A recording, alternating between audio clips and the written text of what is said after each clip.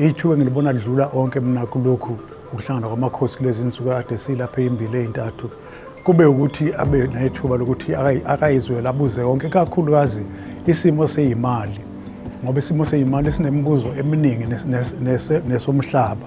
ukuthi kwenzakalani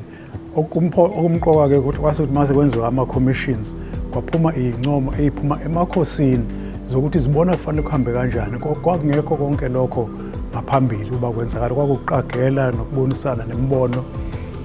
nokunye kube mqoka kube ukuthi kusuka manje kufanele kube khona nendlela ethile ovunyelwana ngayo yokuthi kuzokwenzeka kanjani kube ne-feedback ezemakhosini ngaso sonke isikhathi ku-commission yethu nje sibe nesincomo sokuthi kungaba kuhle ukuthi-ke kube khona kulungisa yonke lento yomhlaba nakho konke lokho kungalungile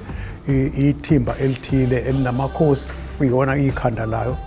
eline-trust nguyama-trust board elino-COGTA no-land affairs ukulungisa nje le ndaba yomhlaba ngoba enye leyo indaba ewaphethe kabuhlungu kakhulu amakhosi.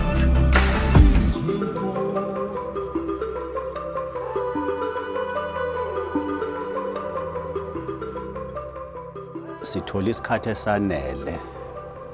sokuqondana kahle ukuthi iyini ngempela iNgonyama Trust kanye neNgonyama Trust Board. Isebenza kanjani? Isigcinele kanjani futhi izimali zezizwe ngezizwe. Sathola nathi ithuba futhi lokuthi sibe nombono wokuthi ingenza kangcono kanjani